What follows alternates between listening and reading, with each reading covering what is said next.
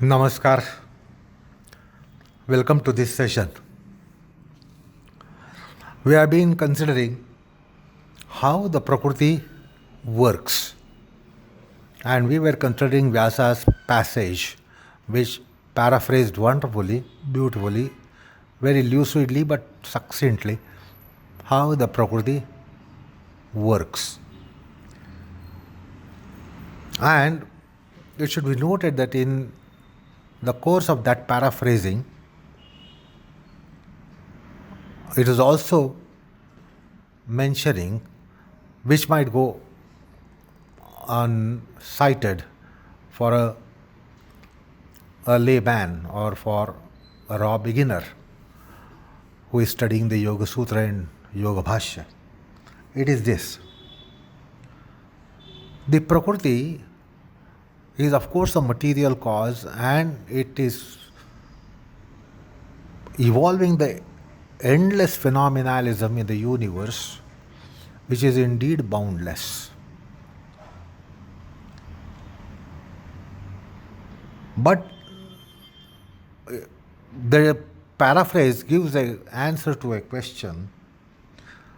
If the question is whether the Prakriti works on its own, does it get actualized on its own? But it is quite expressed that Prakriti doesn't have its own purpose, and the Prakriti doesn't have its own propelment. The Prakriti is propelled. So technically, the terms are, it doesn't have swaprayojakata. It doesn't have its own purpose. And it is propelled by something else and someone else rather. There is paraprayojakata. It is propelled for someone else. The Prakriti doesn't work for its own purpose. It doesn't have its own purpose is one thing. It doesn't have its own purpose, it doesn't work for its own purpose. And then it actually works for purpose of someone else. It works for the purpose of the other one. And the other one is Purusha Tattva. The other one is Purusha. And it works for the other one, which is expressed in Patanjali's Sutra, because the heyopadeyata, Bhoga Apavargarthata, Bhoga Apavarga, both are for something else.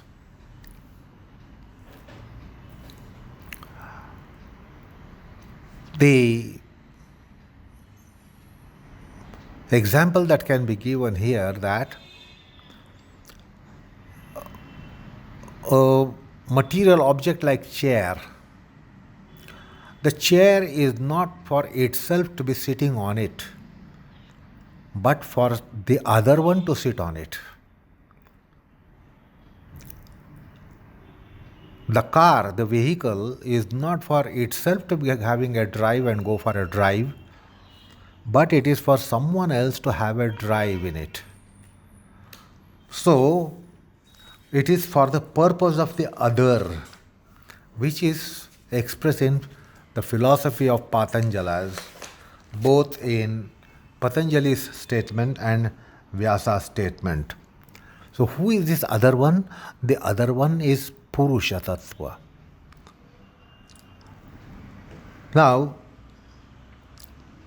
Bhashyakara then proceeds to say, Pratyayam antarena ekam asya vrittim anuvartamanaha pradhana shabdavacha bhavanti.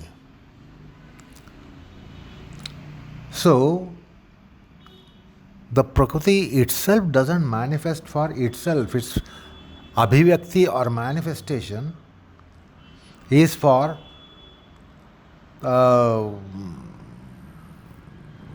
this someone else, which is Purusha. Then within itself also, Prakriti, which is made up of sattva, raja, tamo gunas, one guna is subserved by the other two gunas. So when the three gunas are coexisting, they don't just physically coexist because of the unexceptional law, condition of the nature, that all three must coexist.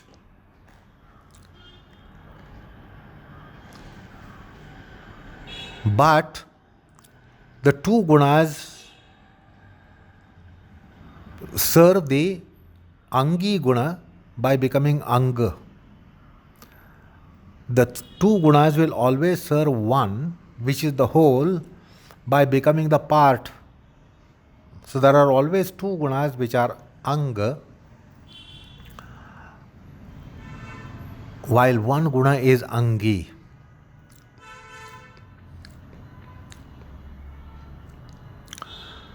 So there is Anga Angi Sambandham, and it should be understood like this, that it is to subserve the major preponderance.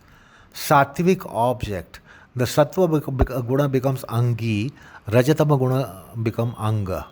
In Rajasic manifestation, Rajo guna becomes Angi, Sattvatama guna become the Anga. In Tamasic manifestation, Tamo guna becomes Angi, and Sattva Rajatama guna become Anga. So this relationship of the nature of part and whole must be understood within three gunas. Although generally the Prakriti is working for the other one, which is Purusha, within themselves the two gunas will be working for the other guna. Any two gunas will be working for the other guna in specific manifestation. And that Angi becomes Pradhana Vachya. It becomes a major aspect of manifestation. So that is Pradhana Vachya. So Pradhana Shabda Vachya Bhavanti. And the other one is Upasarjana. Other gunas are Gauna. They take secondary place. And this Guna Vyapara, Sattva major, Rajo major, Tamo major, this has been referred to as Drishyam. So, when Patanjali has mentioned Drashtra Drishyayoho Sanyogaha, what is that Drishya? Drishya is the Anga Angi Guna Sambandham, the part and whole relationship between the gunas within themselves. Etad Drishyam iti uchyate. So here comes that conclusion of Vyasa. He says this Guna Vyapara is not Drishya, but Anga Angitva, Anga Angi Sambandham, the whole and part relationship is referred to as Drishyam. So this is a forensic statement. Then, and therefore you get Sattva Pradhan, Rajo Pradhan, Tamo Pradhan manifestations, Sattva major, Rajo Guna major, Tamo Guna major manifestations. So the Gunatrayas put together are also called Pradhana. They are Pradhana Shabdavachya. They are denoted as Pradhana. Now Vachaspati gives a further kind of, he deciphers this concept by giving etymological meaning of Pradhana Tattvam, Pradhanam. What is that? Pradhiyate, Adhiyate, Vishwam Karyam Ebihi Gunaihi iti Pradhanam. So, Vachaspati Mishra gives the etymological meaning of Pradhanam. And that is to say that the whole universe, phenomenal universe, gross or subtle, visible or invisible, terrestrial or extraterrestrial, it is all pradhana guna vyapara. It is all by pradhana. The pradhana, that is prakruti, gunatrayas are upadana rupa. They are material cause of universe. Be that big or small, hot or cold, solid or liquid, gaseous, whatever might be manifestation, gross or subtle, visible or invisible, it is all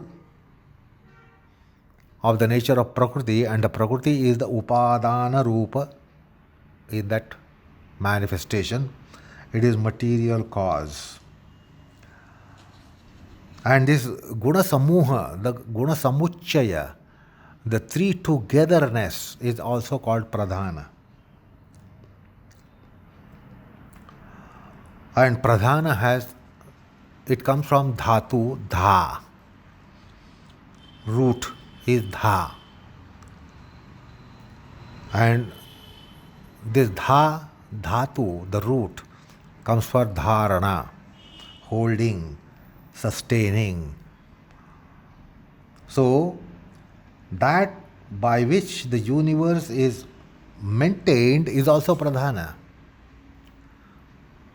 That by which the universe manifests is also Pradhana.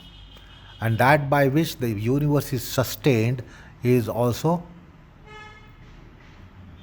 Dha, root in Pradhana. So Prakriti also is the one which is sustaining.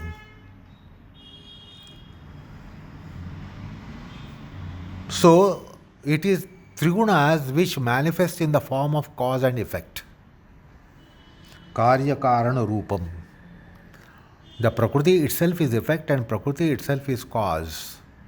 But we see the cause as a thing and effect as another thing. Therefore, we say this is the cause and this is the effect. But intrinsically, inherently, the cause as well as effect, both are Guna Samuha, both are collocation of gunas. This has to be understood. So, Gunatraya Samuham in Karya Karana Rupam is Drushya Tattva, is called Drushya. So, it is also noteworthy to look at Vijnana Bhikshu in his Yoga Vartikam. Etad Gunatrayam eva Karya Karana Bhavapannam Drushyam Uchyate. So the cause is also of the nature of Drushyam and Karanam is also Drushyam. So we must be careful to see that we are not taking literal meaning of the Drushya which is seen, the seen category. The seen category would be easily taken as something that is perceptible, visually perceptible or sensely perceptible, will be taken as Drushyam. But even the Karana is Drushyam. Because often the Karya is visible, the Karana is invisible. The effect is visible, the cause is invisible. Both put together, therefore, are considered as Drushyam here in the category. There are two categories and one of them is Drushyam, and that category, whether cause or effect, whether subtle or gross, whether tangible or intangible, perceptible or imperceptible, it is all Drushyam. So this is expressed in commentary of Yoga Vartikara. So we were trying to understand the paraphrasing by Vyasa of the Prakriti as to how it functions. Now, the Neo Vedantis have been critical about the Sankhya for the postulation of Prakriti. Because Sankhya is considered as a dual system dealing with Purusha and Prakriti.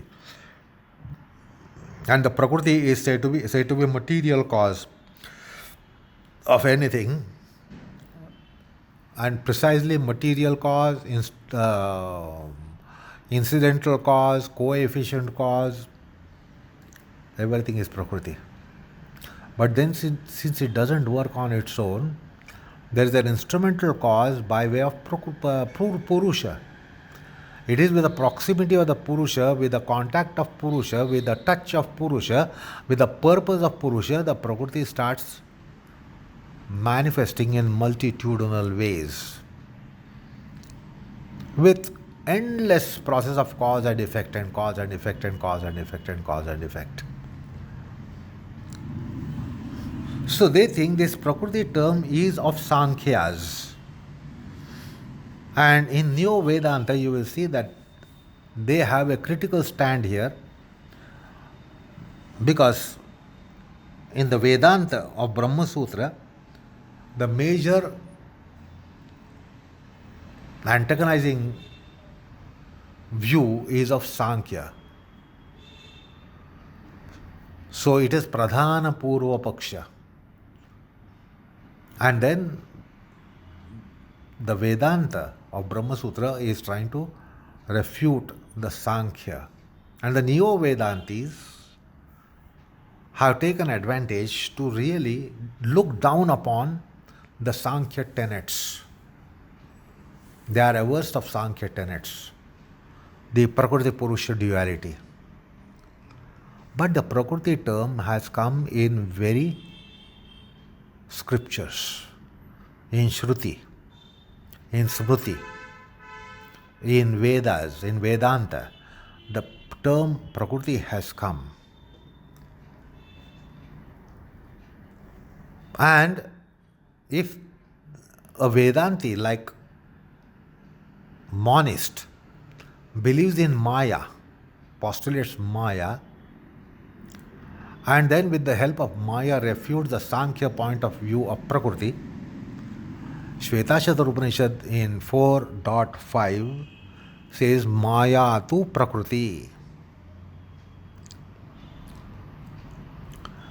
So, Maya itself is called Prakriti. So, some people call it Prakriti, some people call it Maya. The point is, the Prakriti term has been endorsed. The Prakriti principle, the Prakriti entity has been endorsed by Upanishads, and as I refer to the Shvetashvatara Upanishad 4.5, which says Maya tu Prakriti.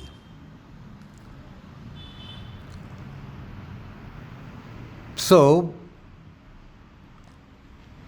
the material cause for some is Maya, and for some it is Prakriti, but with the statement of Shvetashvatara Upanishad, both are one and the same. Now it is here important to understand the point of view of the two branches which are recognized in philosophical system called Seshwara Sankhya and Nirishwara Sankhya. There are some Vedantins who endorse with Seshwara Sankhya, and then they try to brand the other one as Nirishwara Sankhya. That is theistic Sankhya and atheistic Sankhya. So this kind of division you find in Neo Vedanta.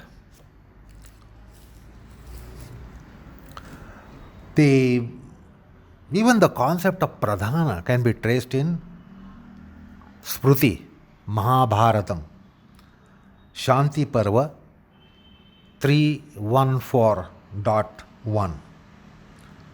Ete pradhanasya gunastraya syuhur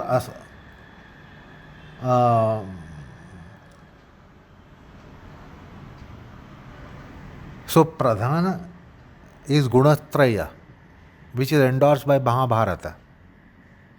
These three imperishable gunas are pradhana. This is what Mahabharata statement says. Ete pradhanasya gunastraya syuran payinaha. The 314.1 of Shanti Parva. There is ashraya ashrita bhavam. In the sattva raja tama three gunas, as Vyasa has postulated Anga Angi sambandham in his paraphrasing, in Mahabharata it is ashrita ashraya sambandham.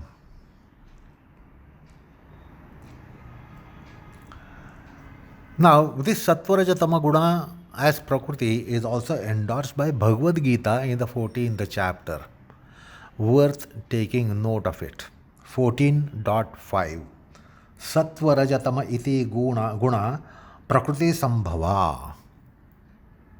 So layman thinks that from Prakruti come three gunas, and now we have seen already philosophically, quintessentially, that is not what the position is. Sattva Rajatama guna themselves are Prakruti. And Bhagavad Gita in the 14th chapter endorses with the three gunas in the same term, Sattva Rajatama. Then you will come across the three gunas described in Gunatraya Vibhaga Yogam of Bhagavad Gita. So we are told about sattvic karma, tapas, kayik, vachik, manas, tapas, then sattvic, rajasic, tamasic, yajna, sattvic, rajasic, tamasic, danam, etc. So these three gunas have been accepted even by Bhagavad Gita. So Bhagavad Gita also accepts these gunas. Now let me come to a very important topic of today's session.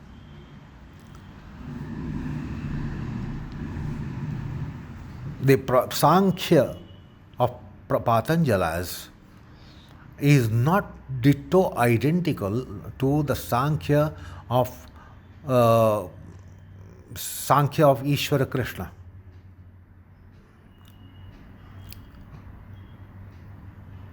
This Ishvara Krishna Sankhya has been dubbed as a theistic Sankhya because the Ishvara doesn't come in there.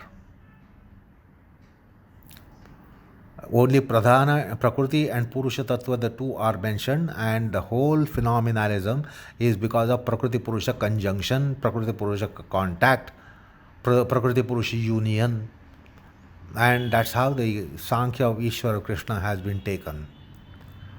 And therefore it is tagged as atheistic Sankhya. And then it is also endorsed that there is theistic Sankhya. So a doubt would come in the minds of neophytes. What is Patanjala's? And because Patanjalas have postulated Ishvara, and because of postulation of Ishvara principle, it is taken as Seshvara Sankhya. But little insight will tell us that is not the case, that just because Ishvara has been introduced in the text, that Patanjala's becomes the Seshvara Sankhya. And that is why Vyasa's commentary is called Sankhya Pravachana Bhashyam. Sankhya Pravachanam. If you look at the colophon of Sankhya, Vyasa's commentary of each chapter, Sankhya Pravachanam, it has been referred as Sankhya Pravachanam. Patanjali is not advocate of Seshwar Sankhya just because he has brought in, endorsed with and introduced the Ishvara Tattvam. About even Prakruti. So here you will see the Seshwar Sankhya that has come in Vishnu Puranam, which has come in Srimad Bhagavad Puranam, or which has come in Upanishads, which are in postulation of very Brahma Tattva. There also Prakruti has come. So the same is the Sankhya of Patanjala's.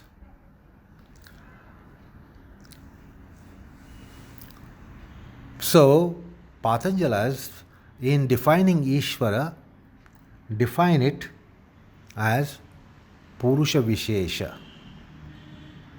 Purusha Vishesha means it's not because it is special Purusha, because just it stands out totally differently, juxtaposed to Purusha. Because Purusha is Agnya, Purusha is finite, and then this is infinite. It is not a special Purusha, special kind of Purusha, by just being superior to Purusha. It is special Purusha because it is Purusha Tattva even in Prakruti. It is also indweller of Prakruti, and you get this in Upanishads. In the Antaryami Brahman of Brihadaranyaka Upanishad, you get you get the mention there that he is indweller of Prithvi, Aptej, Vayu, Akash. He is indweller of Graha, Nakshatra, Taras. So he is indweller of everything, Anu, Parmanu. So Purusha Vishesha Ishvara is immanent principle in everything that is in the universe, including the Prakruti, Prithvi, Aptej, Vayu, Akash. And that is why he is Purusha. Purusha Vishesha. So, it is permeated. Ishvara is permeating the entire Prakriti by being internal ruler, internal controller or informer, Antaryami, who does Antarniyamanam. By being inside, he is governing. Even the atomic particle, subatomic particle, the tiniest particle of matter. So that is why he is Purusha Vishesha. This is the Sankhya of the Vedantins. The Vedanta in Upanishads also postulate, they touch the Sankhya tenets, they also have the same terminologies. But it is with this fact in mind that he is Antaryami. Prakruti is Ishvara is Antaryami, Brahma is Antaryami, Brahma Tattva is Antaryami, and Patanjali too has the same standpoint. The Purusha Vishesha is Sarvantaryami.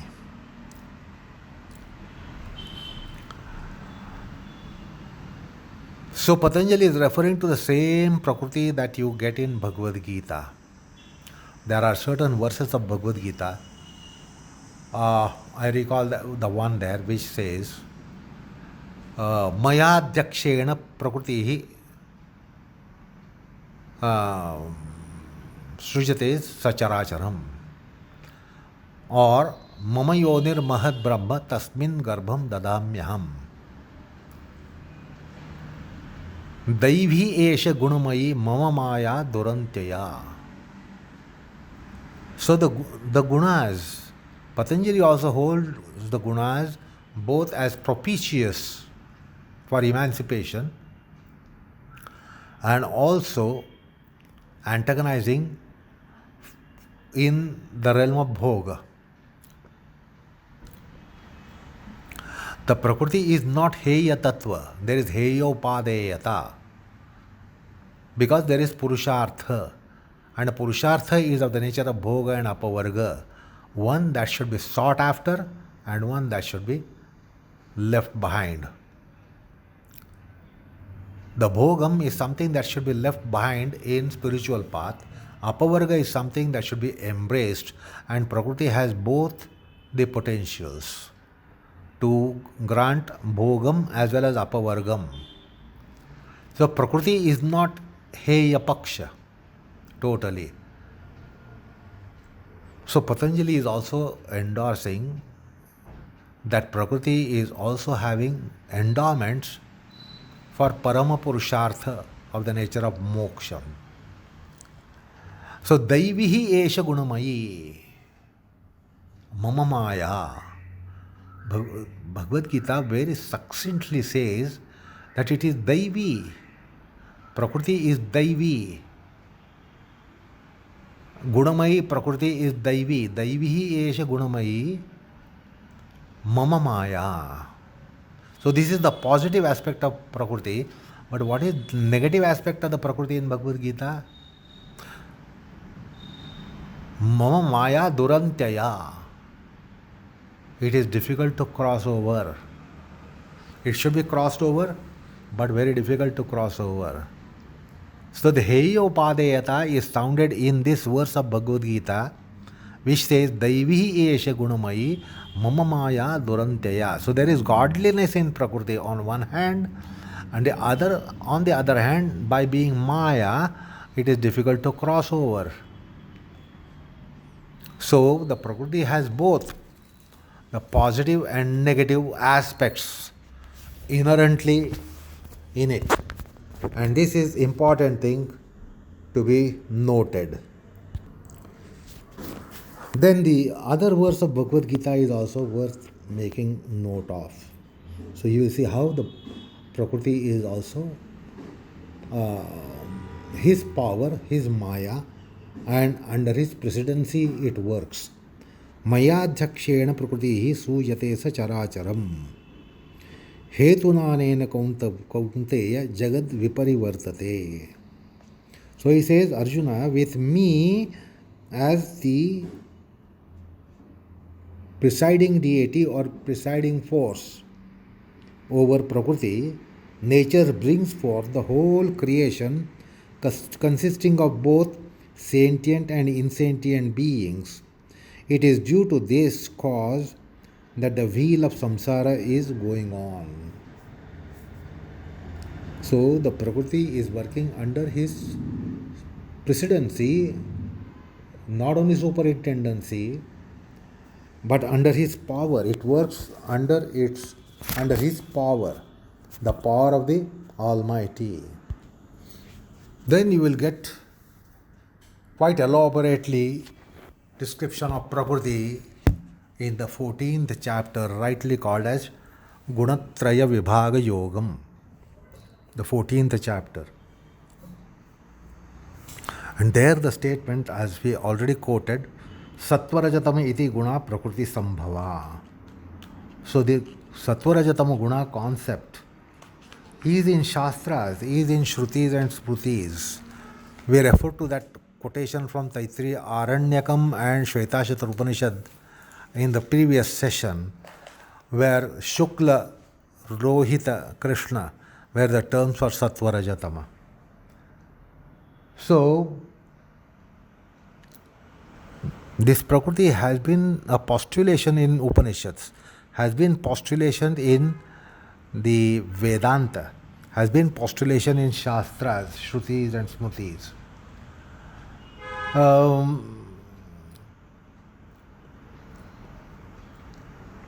Then also in Vishnu Puranam 6.4.34, Gunasamyam anudriktam anyunam cha mahamate uchyate prakritihi hetu pradhanam karanam param.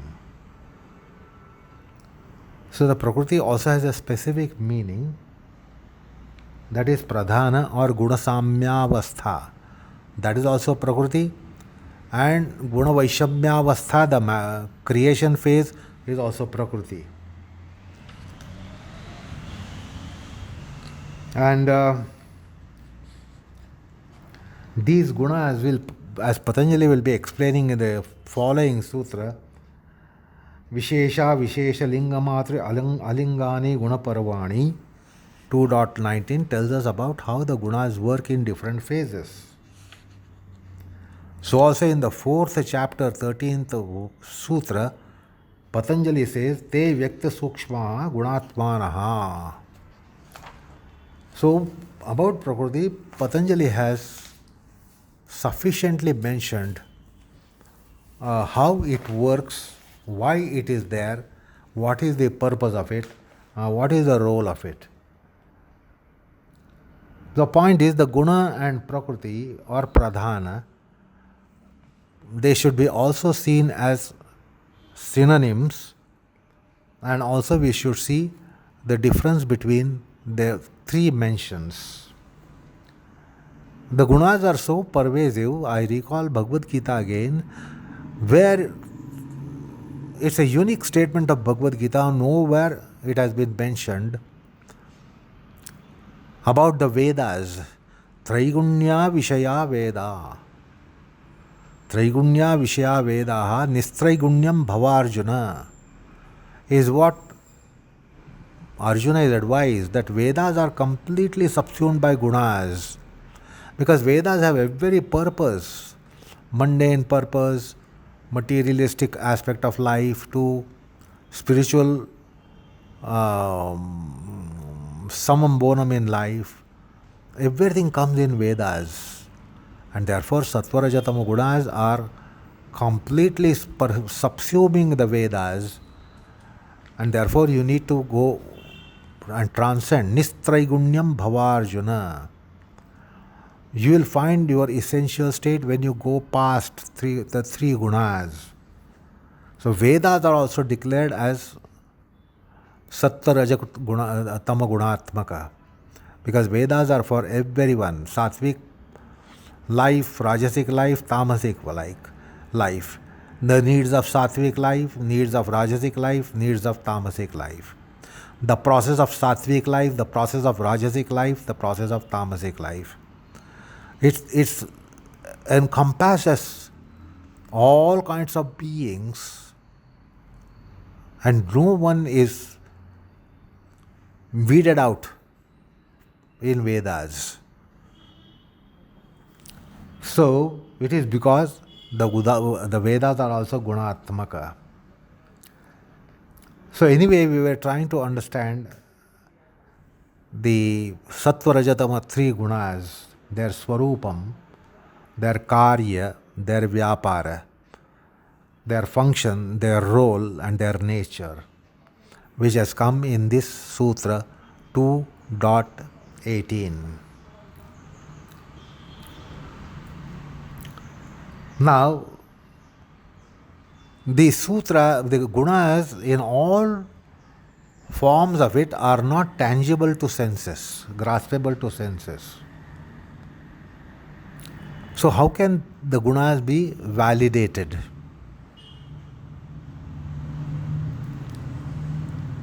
So the answer is given there. The gunas are bhutendriyatmakam. So they are visible as well as invisible. They are sentient and insentient manifestations. Everywhere it is gunas. Even if it is a sentient manifestation, it is by gunas. If it is insentient class of manifestation, it is again gunas. Therefore, it is all pervasive and needs no proof. It is everywhere. So when it is omnipresent, there is no point in asking for its validity, whether it exists or not. So the gunas have both sthula sukshma parinamas. Therefore Vyasa says, tad etad bhutendriyatmakam bhuta bhavena pruthivyadina sukshma sthula parinamate.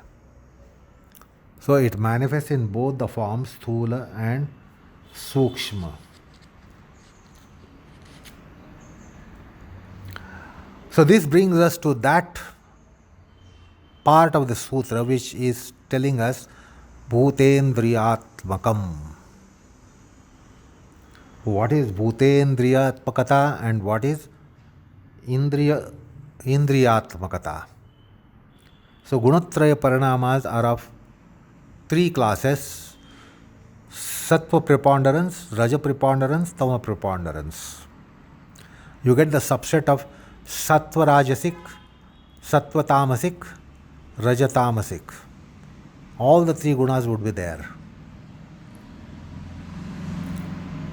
Then the other classification which we arrive at and which is expressed in the sutra, the gunatraya parinama has two classes: bhuta parinama and indriya parinama.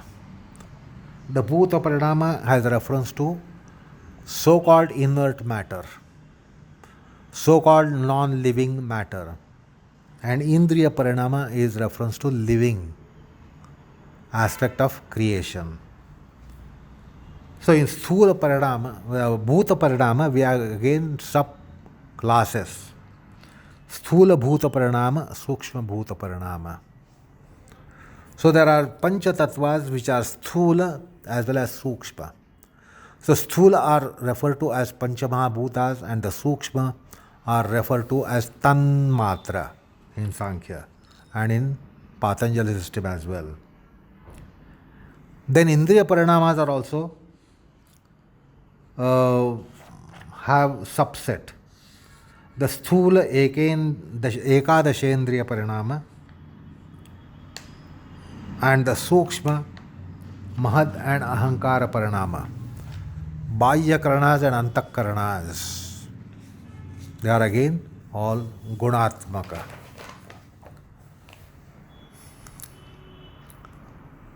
So it will be worthwhile to note what Vijnana Bhikshu says in his Yoga Vartikam. Mahabhutani Sthula Pruthivyadini Tanmatrani Sukshma Pruthivyadini Mahad Ahankaro Sukshmendriyam Ekadashascha Sthula Indriyani. So he clearly, emphatically mentions the classes which we just now considered. So the Prakriti is manifesting in two ways. One is Bhautika Srushti, which we tag as non-living creation, non-living matter.